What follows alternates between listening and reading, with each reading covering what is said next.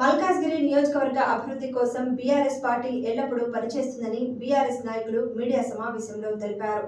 Malkajgiri MLA మర్రి రాజశేఖర్ రెడ్డి నిత్యం ప్రజలతో ఉండి సమస్యలను పరిష్కరించే దిశగా ముందుకు సాగుతుంటే ఓర్వలేక కొందరు అధికార పార్టీ నాయకులు ఎమ్మెల్యేపై తప్పుడు ప్రచారాలు చేస్తున్నారని మండిపడ్డారు.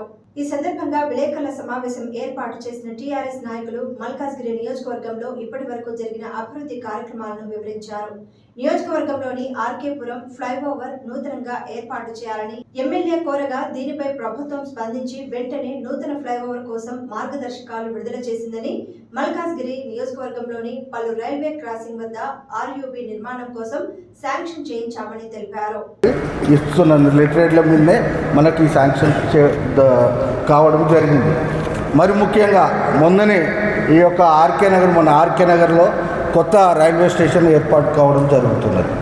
దాన్ని కూడా ఆర్కే నగర్ అసోసియేషన్ వాళ్ళు మొన్న అన్నగారి దగ్గరకు వస్తే మళ్ళీ మేము అది అంటే ఎందుకంటే ఇవాళ దాని నామకరణము రాధాకృష్ణ, ఆర్కే నగర్ మీన్స్ రాధాకృష్ణ నగర్ అనే స్టేషను మల్కాజ్గిరిలో రావాలని వాళ్ళ ప్రతిపాదన, మల్కే ప్రజలు కూడా ప్రతిపాదన. దాని మీదనే మొన్న ఏదైతే మన ఈయన ఎమ్మెల్యే గారి లెటరేడ్ మీద మన చీఫ్ సెక్రటరీ అయిన దానకిషోర్ గారి దగ్గరికి పోయి కూడా ప్రతిపాదించడం జరిగింది. అది శాంక్షన్ కూడా అయింది.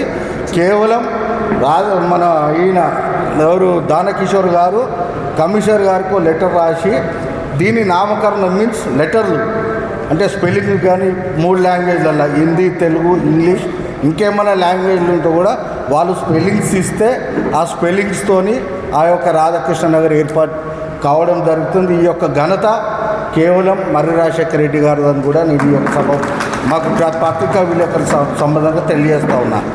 ఎన్నో కార్యక్రమాలు ఇవాళ అరుంధతి హాస్పిటల్, ప్రతిరోజు అరుంధతి హాస్పిటల్ పోనీకి కూడా మల్కాజ్గిరిలో ఒక అంబులెన్స్ పెట్టడం జరిగింది, ఫ్రీ అంబులెన్స్. దానికి time to time and electronic media సోదరులందరికీ కూడా నా హృదయపూర్వక ధన్యవాదాలు తెలియజేసుకుంటున్నాను.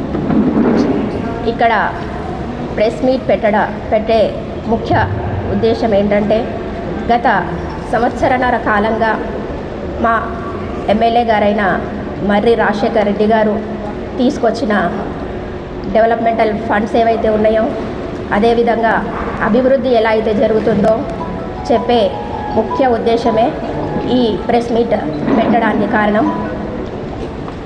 మా ఎమ్మెల్యే గారిని కేవలం మెమరాండం ఎమ్మెల్యే అని చెప్పి చాలామంది నాయకులు కూడా అనడం జరిగింది. మనందరికీ తెలుసు, అడగందే అమ్మాయినా అన్నం పెట్టదు. ఇప్పుడు నా డివిజన్లో ఏ వర్క్స్ అవసరం ఉన్నాయి ఏంటి అనేది ఏ ఒక్క అధికారికి కూడా తెలీదు. మన డివిజన్లో ఏ వర్క్స్ అవసరమో కమిషనర్ గారికి అయితేనేమి, జోనల్ కమిషనర్కి అయితేనేమి, ప్రతి ఒక్క అధికారికి మన దగ్గర ఏం వర్క్స్ అవసరం ఉన్నాయో తీసుకెళ్తే కానీ వాళ్ళకి తెలియదు. కాబట్టి మేము మెమరాండమ్స్ ఇస్తూ వచ్చాము గత సంవత్సరన్నర కాలంగా. దానికి ఫలితమే గత 2 నెలల్లో మాకు శాంక్షన్స్ ఇవ్వడం జరిగింది. కాన్స్టిట్యుయెన్సీ మొత్తంలో ఎస్ఎన్డిపి కింద ఒక 7 కోట్లు శాంక్షన్ అయ్యాయి. దాంట్లో భాగంగానే నా డివిజన్ అయిన గౌతమ్ నగర్లో చిన్మయ మార్గులో డివిజన్ బాధ్యులందరినీ ఒక్కొక్కటిగా సమస్యను పరిష్కరించే ప్రయత్నంలో భాగంగానే ఇవన్నీ సమస్యలకు పరిష్కారం మొత్తం సమస్యలు పరిష్కారమైనాయని చెప్పే విధంగా మేము చెప్పట్లేదు.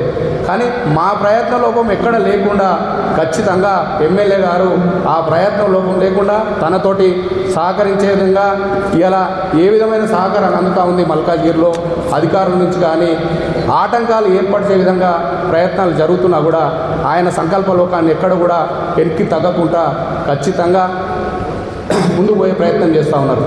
మీరు దయచేసి ఒకటి గమనించాలి, కొంతమంది చోటమోట నాయకులు 2-3 విషయాలను తీసుకొస్తూ ఉన్నారు. ఇది పోటీ ప్రపంచం.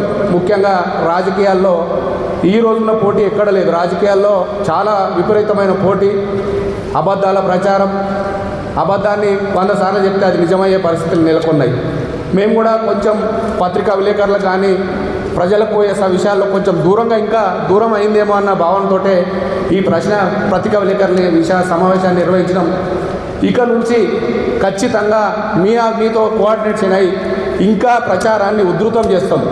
కొంతమంది అంటున్నారు ఎమ్మెల్యే గారు మెమోరాండంలు ఇస్తారు. ఇవాళ ఒక ముఖ్యమంత్రి కానీ రాష్ట్ర మంత్రులు కానీ మనకు కావాల్సిన ప్రాజెక్టులను ఎక్కడికి పోయి తీసుకొస్తారు? కేంద్ర మంత్రులకు కాకపోతే ప్రధానమంత్రి గారికి రాష్ట్ర సమస్యలను చెప్పి వారి సమస్యను పరిష్కరించే విధంగా ప్రయత్నం చేస్తారు. ఇలా రాష్ట్ర ప్రభుత్వంలో మంత్రులు ఏం చేస్తున్నారు? పైన ఉన్న అధికారులకు చెప్తున్నారు, అక్కడ సంబంధిత కేంద్ర మంత్రుల దగ్గరికి పోతున్నారు. ఈ రోజున్న ముఖ్యమంత్రి గారు కూడా రాష్ట్రంలో నెలకొన్న అన్ని సమస్యలను పరిష్కరించండి నాయన అని చెప్పేసి బీజేపీ ప్రభుత్వం దగ్గర కేంద్ర ప్రభుత్వం దగ్గరికి పోవడం జరుగుతుంది. ఇలా మరి రాజశేఖర రెడ్డి గారు ఏం చేయాలి? గ్రౌండ్లో ఉన్న అధికారులకు ఫస్ట్ నాయన మాకు ఈ కాలనీలో ఈ సమస్య ఉంది, మల్కాజ్గిరిలో ఈ సమస్య ఉంది, ఈ సమస్యను ఏ విధంగా పరిష్కరిస్తారని చెప్పేసి ఎంఆర్ఓ జోనల్ కమిషనర్, ఎంఆర్ఓ గారు, ఆర్డీఓ గారు, కలెక్టర్ గారు, జాయింట్ కలెక్టర్ గారు, సిసి గారు, సిఎస్ గారికి, అదేవిధంగా రాష్ట్ర మంత్రులకు, అంతిమంగా రాష్ట్ర ముఖ్యమంత్రి గారు కూడా చెప్పే ప్రయత్నం చేస్తూ ఉన్నాం. ఒక ప్రజల సమస్యను పరిష్కరించేటప్పుడు వారికి ఒక వినతి పత్రం ఇవ్వడం, దాని తర్వాత అక్కడ సమస్య పరిష్కారం తర్వాత అధికారులకు చెప్పడం, అంతిమంగా ఆ సమస్య పరిష్కారంగా అన్నప్పుడు నిరసన వ్యక్తం చేయడమే ప్రజాస్వామ్యంలో మనకున్న హక్కు. కొంతమంది అనాలోచితంగా మూర్ఖంగా ప్రచారం చేసుకుంటున్నారు, ప్రచార ఆవతోనే మాట్లాడుతున్నారు, ఎక్కడ పనులు జరుగుతున్నాయో మాట్లాడుతున్నారు. ఖచ్చితంగా ఈ ప్రచారాన్ని మేము చేసే పనే చెప్తాం, చేయాల్సిన ఏం పని చేయదలుచుకున్నామో ఆ పని దగ్గర పోయి మా నాయకులు నిలబడతారు. ఆ ప్రచారాన్ని ఇంకా ఉధృతం చేస్తాం. ఈ ప్రచారం ఇంకా తక్కువ ఉన్నది, ఇక్కడ మేము ఎవ్వరికీ శశవిషలకు తావులేదని చెప్తా ఉన్నాం. మాట్లాడాలి, వాళ్ళు గమనించాలి.